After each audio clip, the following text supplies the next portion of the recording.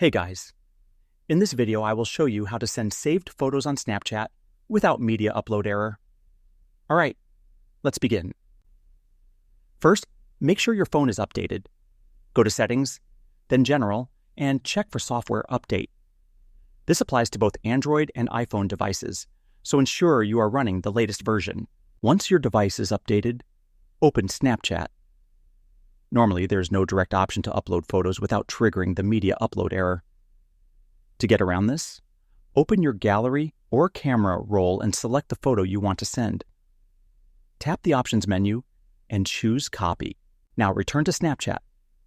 Open the camera screen and cover the lens with a neutral background so your snap looks clean. Next, tap the text option, press and hold, and then select Paste. The copied photo from your gallery will now appear on your snap without going through the media upload process. You can resize, adjust, and send it just like a regular snap.